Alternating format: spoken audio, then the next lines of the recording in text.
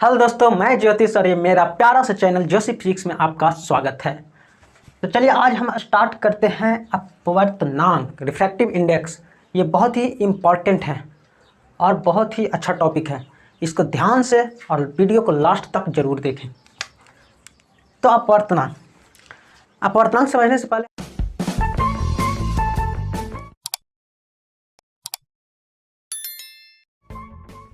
हम सबसे पहले ये जानते हैं कि जब प्रकाश की किरणें एक माध्यम से दूसरी माध्यम में जाती है नहीं तो क्या होता है, मुड़ता है, अपना दिशा परिवर्तन करता है। मान लो ये दूसरा और ये दूसरा माध्यम है, तो जब एक किरणें जा रही होगी तो ये अपना दिशा परिवर्तन करता है। हम जानते हैं नहीं, प्रकाश का परिवर्तन तो इसी को बोलते हैं कि जब एक माध्यम से दूसरी माध्यम में प्रकाश की किरणें प्रवेश करती है तो दिशा परिवर्तन करता है। नहीं तो दिशा परिवर्तन करता। अब जो दिशा परिवर्तन करने की इसका क्षमता है, ये जो किरणें दिशा परिवर्तन करती है, ये किन किन बातों पर निर्भर करता है। तो चलिए हम इसे देखते हैं। ये मेन बात पर सबसे पहले निर्भर करता है, वो है चाल, प्रकाश की चाल कि किस माध्यम में प्रकाश की चाल कितना है। जिस माध्यम में प्रकाश की चाल जितना कम होता है, देखें कि प्रकाश की किरणें उतना ही ज़्यादा अभिलंब की ओर मुड़ जाता है।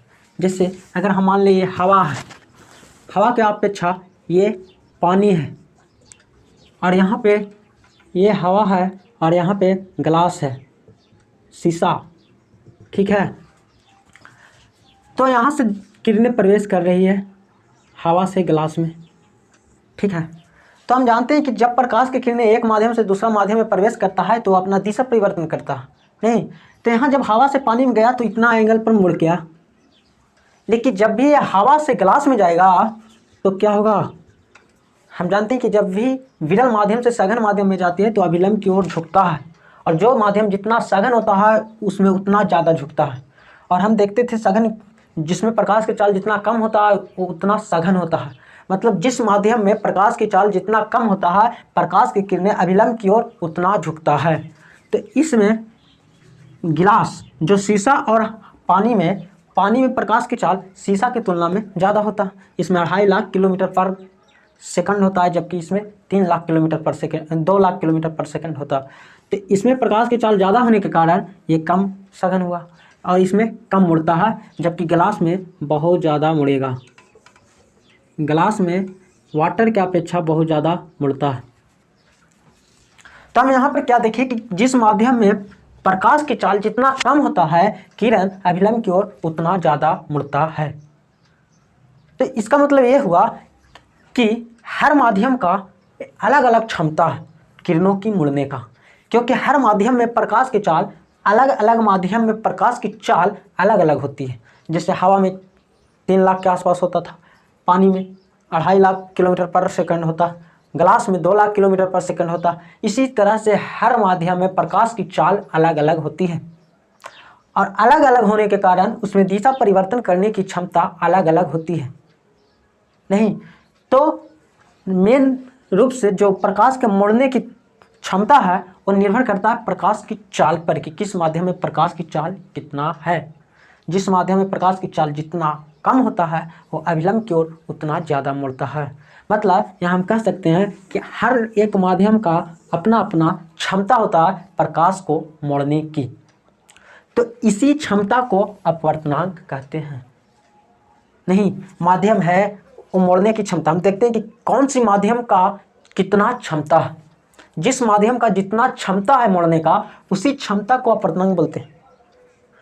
अगर इस माध्यम का क्षमता बहुत ज़्यादा है इस माध्यम की तुलना में, तो हम बोलेंगे कि इस माध्यम का अपवर्तनांक इस माध्यम की तुलना में बहुत ज़्यादा है। नहीं अपवर्तनांक हम इसी के क्षमता को बोलते हैं, माध्यम के क्षमता को, मोड़ने की क्षमता कितना है। जिसमें मोड़ने की क्षमता जितना ज़्यादा होगा अपवर्तनांक उसका उतना ज़्यादा होगा, ठीक है। और जिसमें दिशा परिवर्तन करने की क्षमता जितना कम होगा उसका अपवर्तनांक उतना कम होगा, उसका रिफ्रैक्टिव इंडेक्स बहुत उतना ही कम होगा। हम बोलेंगे कि ये पानी है और ये ग्लास है, तो ये दोनों में रिफ्रैक्टिव इंडेक्स जो अपवर्तनांक है इसको n से लिखते हैं, नहीं इसको n से सूचित करते हैं। तो ये n का मान किस में ज़्यादा होगा, अपवर्तनांक किसका ज़्यादा है। तो हम देखेंगे कि किस में दिशा परिवर्तन करने की क्षमता ज़्यादा है, तो पानी और गिलास में प्रकाश को मोड़ने की क्षमता, दिशा परिवर्तन करने की क्षमता सबसे ज़्यादा गिलास में है। इसका मतलब इसका जो अपवर्तनांक है वो इसके अपवर्तनांक से ज़्यादा होगा।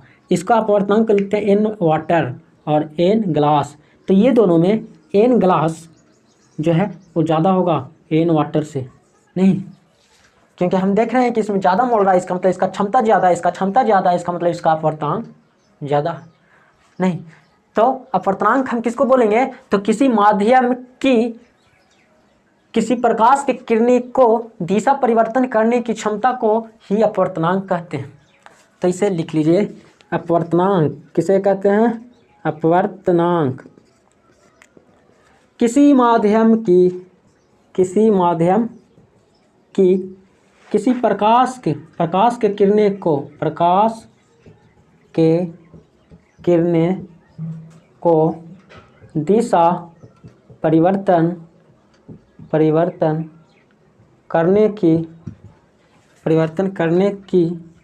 क्षमता को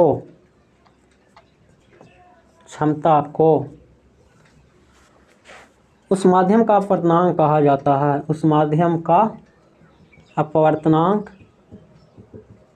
कहा जाता है।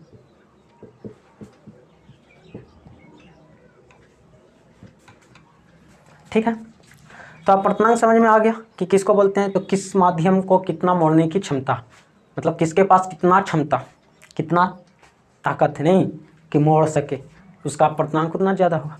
अगर दूसरे शब्दों में हम देखें, दूसरे शब्दों में हम कह सकते हैं क्या कि निर्वात में प्रकाश की चाल, इसको सी से लिखते हैं, निर्वात में प्रकाश की चाल और किसी माध्यम में प्रकाश की चाल, इसे भी से लिखते हैं, के अनुपात को उस माध्यम का अपवर्तनांक कहते हैं, उस माध्यम का अपवर्तनांक कहा जाता है। ठीक है, मतलब हम ये देख सकते हैं सी की तुलना में निर्वात में प्रकाश की चाल कितना होता है, सी होता है 3 लाख किलोमीटर पर सेकंड, जो कि एक कांस्टेंट है नहीं। तो उसके तुलना में हम ये देखेंगे कि किसमें प्रकाश की चाल कितना, नहीं, हम वही तो करते हैं, अपवर्तनांक को हम कैसे देखते हैं कि किसमें किसका चाल कितना है, नहीं, निर्वात की तुलना में जिसका चाल जितना कम होगा उसी को तो बोलते हैं कि उसका अपवर्तनांक उतना ज़्यादा होगा, नहीं। तो अपवर्तनांक बराबर हम लिख सकते हैं, अपवर्तनांक बराबर कच्ची हो जाएगा निर्वात में प्रकाश की चाल, निर्वात में प्रकाश की चाल बटा माध्यम में प्रकाश की चाल,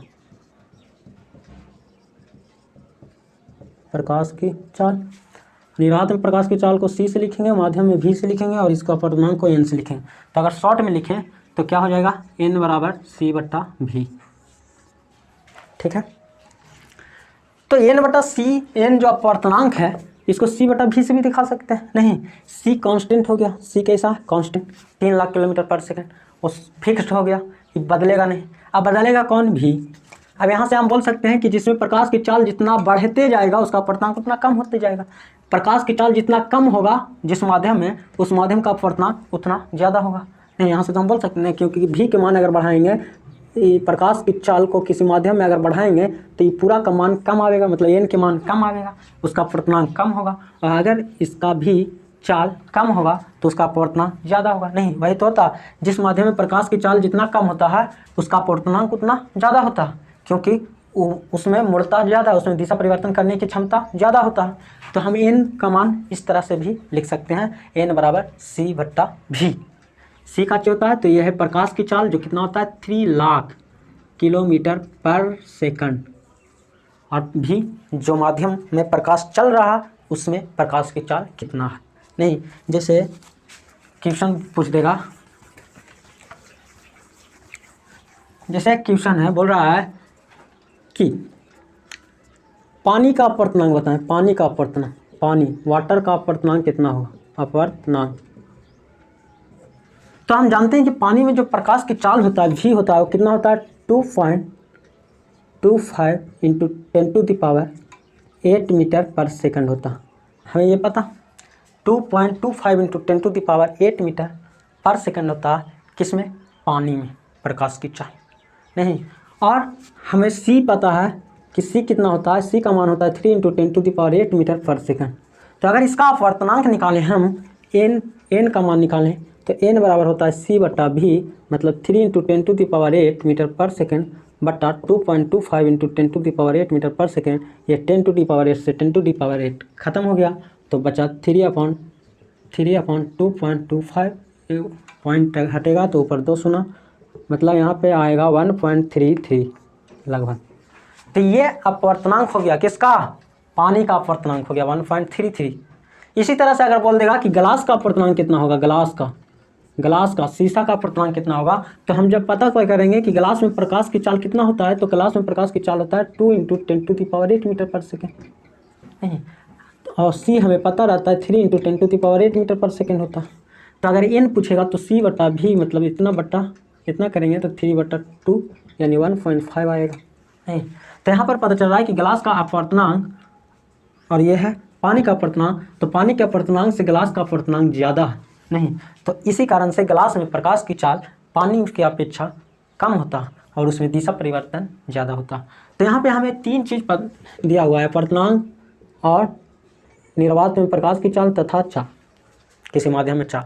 अगर हमें कोई अपवर्तनांक के मान दे देगा तो हम उस माध्यम में चाल बता सकते हैं नहीं, और अगर कोई हमें चाल बता देगा किसी माध्यम में तो हम उस माध्यम का अपवर्तनांक बता सकते हैं नहीं। जैसे कोई बोल दे कि बोल देगा कि किसी माध्यम है उसका अपवर्तनांक है 2, किसी माध्यम का अपवर्तनांक 2 है तो उस माध्यम में प्रकाश की चाल कितना होगा, तो n बराबर c बटा v होता है। n के मान 2 दिया हुआ है, c के मान पता है 3 इंटू 10⁸ मीटर पर सेकेंड और v निकालना है। v यहाँ पर आ जाएगा, v is equal to 3 into 10⁸/2 कितना हो गया 1.5 इंटू 10⁸ मीटर पर सेकेंड होगा उस माध्यम में प्रकाश की चाल नहीं। तो अपवर्तनांक अगर किसी भी माध्यम का दे दिया रहेगा, अगर अपवर्तनांक हमें पता रहेगा तो हम बता सकते हैं कि उस माध्यम में प्रकाश की चाल कितना है नहीं। तो अपवर्तनांक से हमें पता चलता है क्या, उस माध्यम का प्रकाश की चाल, और अगर उस माध्यम की प्रकाश की चाल पता है तो हम उस माध्यम का अपवर्तनांक बता सकते हैं। तो इसी तरह से बहुत सारे क्वेश्चन किताब में होगा, उसे आप बनाते रहिए। तो आगे देखते हैं आगे। तो अपवर्तनांक हम देखते हैं कि किसी माध्यम का जो अपवर्तनांक है वो कितना कितना होता है। तो अपवर्तनांक हम देखते हैं कि एयर, हवा जो है, हवा, इसमें प्रकाश की चाल लगभग c के बराबर होता है। मतलब सबसे ज़्यादा जितना भी माध्यम है वो सभी माध्यमों में प्रकाश की चाल सबसे ज़्यादा किस में होता है, तो हवा में होता है। तो हवा में प्रकाश की चाल सबसे ज़्यादा होने के कारण इसका अपवर्तनांक सबसे कम होता है और होता है कितना 1.003, लगभग 1 के बराबर होता है। और अपवर्तनांक सबसे ज़्यादा होता है किसमें, तो हीरा वो माध्यम है जिसमें प्रकाश की चाल सबसे कम होता है। हीरा वो माध्यम है जिसमें प्रकाश की चाल सबसे कम होता है। इसका मतलब ये हुआ कि इसमें प्रकाश की चाल सबसे कम होने के कारण इसका जो अपवर्तनांक है वो सबसे ज़्यादा होता है। यहाँ पे हवा में प्रकाश की चाल सबसे ज़्यादा होने के कारण इसमें अपवर्तनांक का मान सबसे कम होता है। इसी तरह से हीरा में प्रकाश की चाल सबसे कम होने के कारण इसका अपवर्तनांक का मान सबसे ज़्यादा होता है। तो बोलेगा वह कौन सा माध्यम है जिसका अपवर्तनांक सबसे ज़्यादा होता, तो हीरा, और सबसे कम होता वो है एयर। ठीक है, तो हम आगे देखते हैं निरपेक्ष अपवर्तनांक। निरपेक्ष अपवर्तनांक, इसको बोलते हैं एब्सोल्यूट रिफ्रैक्टिव इंडेक्स। तो एब्सोल्यूट मतलब निरपेक्ष है, एकदम शुद्ध है नहीं, निरपेक्ष। एब्सोल्यूट अपवर्तनांक किसको बोलते हैं, निरपेक्ष अपवर्तनांक। तो निर्वात के अपेक्षा किसी माध्यम का अपवर्तनांक, किसी माध्यम के अपवर्तनांक को निरपेक्ष अपवर्तनांक कहते हैं। निर्वात के अपेक्षा किसी माध्यम के अपवर्तनांक को निरपेक्ष अपवर्तनांक कहते हैं। जैसे अगर निर्वात में हम माने बोलें कि ये निर्वात है, ऊपर का चाहिए निर्वात, निर्वात के मतलब जहाँ कुछ भी नहीं, नीचे हवा, दो माध्यम नहीं है, एक निर्वात है और एक हवा। तो निर्वात के अपेक्षा हवा का जो अपवर्तनांक होता है उसी को बोलते हैं निरपेक्ष अपवर्तनांक। तो निर्वात के अपवर्तनांक लगभग 1 होता, निर्वात का अपवर्तनांक 1 हो जाएगा नहीं, क्योंकि निर्वात में प्रकाश की चाल भी सी होता है, भी बराबर भी सी होगा और सी के मान सी होगा, तो कट के कितना होगा 1 हो जाएगा। मतलब निर्वात का अगर अपवर्तनांक देखें तो 1 होता और हवा का 1.003 होता, हवा के 1 के आसपास होता नहीं, तो लगभग हवा और निर्वात के लगभग सेम हो जाता। इसलिए निरपेक्ष अपवर्तनांक के मान 1 ही रखा जाता है। हवा का भी अपवर्तनांक 1 मान लिया जाता है व्यवहार में, क्योंकि यहाँ पे हम सिर्फ हवा की तुलना में किसी भी चीज़ का माध्य अपवर्तनांक देखेंगे। निर्वात तो बहुत ऊपर में चला गया जहाँ पे कुछ भी नहीं है, लेकिन हम जब भी ग्लास में नापेंगे, एयर में नापेंगे, ग्लास में नापेंगे, वाटर में नापेंगे, बर्फ़ में, जो चीज़ में अगर हम देखना चाहेंगे तो उसको कहाँ रखेंगे, हवा में रखेंगे, हवा की तुलना में देखेंगे। तो हवा का अपवर्तनांक जरूरी पड़ेगा, तो हवा का अपवर्तनांक होता है 0.03, लगभग 1 के बराबर होता। तो हम इसको बार बार कैलकुलेशन आसान करने के लिए कितना लेंगे 1, कितना लेंगे 1, यानी हवा का अपवर्तनांक हम मान लेंगे लगभग कितना होता 1 होता। तो निरपेक्ष अपवर्तनांक हम किसको बोलते हैं, तो निर्वात की तुलना में किसी भी माध्यम का जो अपवर्तनांक होता, तो निर्वात की तुलना में हवा का अपवर्तनांक कितना होता है 1.003। हम अभी पानी का जो निकालें, यहाँ पे पानी का अपवर्तनांक निकालें, और पानी का अपवर्तनांक किसके तुलना में निकालें, तो निर्वात की तुलना में, क्योंकि सी ऊपर लिख रहे थे, n बराबर c/v लिख रहे थे, इसका मतलब ये निर्वात है। निर्वात की तुलना में हम किसी भी अपवर्तनांक को देख रहे हैं, तो हवा यहाँ ऊपर निर्वात हो गया, निर्वात की तुलना में पानी का अपवर्तनांक अभी निकालने थे, कितना हुआ था 1.33, और निर्वात के तुलना में नीचे ग्लास का, शीशा का अपवर्तनांक निकाले थे, कितना आया था 1.5। तो जो ये निर्वात की तुलना में आता है इसी को बोलते हैं निरपेक्ष अपवर्तनांक। मतलब बोलेंगे हवा का निरपेक्ष अपवर्तनांक कितना होता है, n एयर का कितना होता है 1.003, और n अगर पानी वाटर का निरपेक्ष अपवर्तनांक पूछेगा तो 1.33, और n ग्लास का अगर निरपेक्ष अपवर्तनांक बोलेगा तो 1.5। मतलब ये हुआ कि जो अपवर्तनांक है उसी को बोलते हैं निरपेक्ष अपवर्तनांक, किसको, जो निर्वात की तुलना में होता है।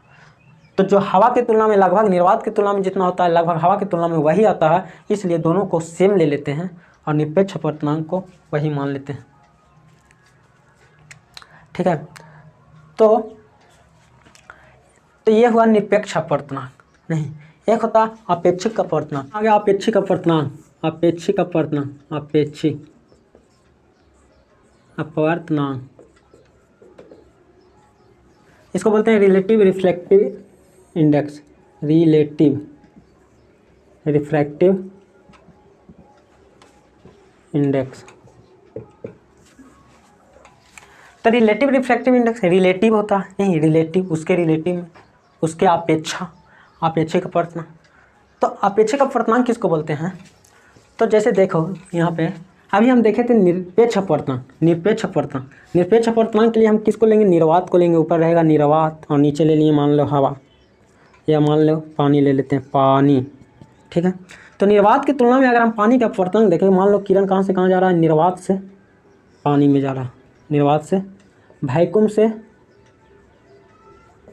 से वाटर में जा रहा है, वाटर नहीं, तो इसका अपवर्तनांक को हम मान लेते हैं n वाटर, NW।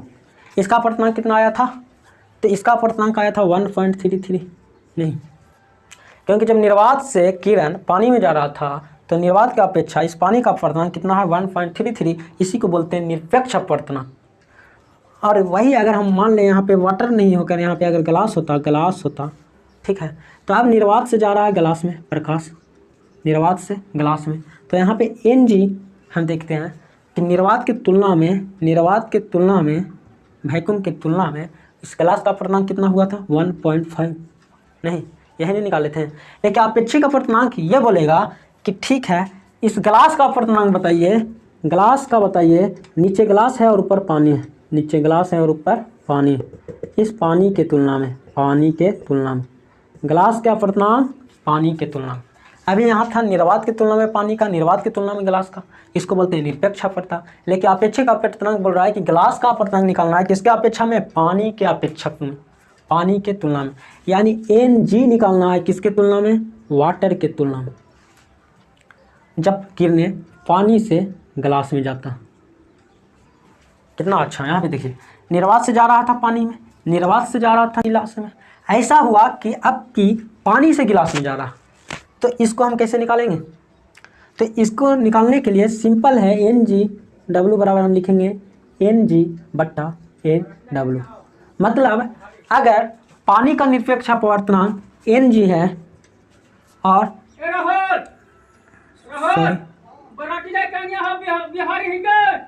अगर पानी का अपवर्तनांक एन वाटर है, एन डब्ल्यू है, और गिलास का अपवर्तनांक एन जी है, ठीक है, तो बोलेंगे, अगर पूछेगा कि गिलास का अपवर्तनांक निकालें पानी के तुलना में, मतलब पूछ रहा है एन जी निकालना है वाटर के तुलना में, तो क्या करेंगे? एन जी बट्टा एन डब्ल्यू, मतलब इतना बट्टा इतना, ठीक है। अगर बोल देगा कि हाँ एन डब्ल्यू कितना है 1.33 और एन जी कितना है 1.55, मतलब ग्लास का अपवर्तनांक 1.5 है, एयर का अपवर्तनांक 1.33 है, और बोल रहा है कि ग्लास का अपवर्तनांक निकाले एन जी किसके तुलना में? पानी की तुलना में। पानी से जब ग्लास में जा रहा हो तो हम क्या करेंगे? एन जी बटा एन वाटर, और एन जी कितना है 1.5 और एन वाटर कितना है 1.33, तो यहाँ से हटाओ, यानी इतना आया 150/133। ये किसका मान हुआ? तो ये अपेक्षिक अपवर्तनांक जो पानी से गिलास में जा रहा था उसका मान हुआ। तो हम अपेक्षिक अपवर्तनांक के डिफिनेशन क्या लिख सकते हैं? तो दो निरपेक्ष अपवर्तनांकों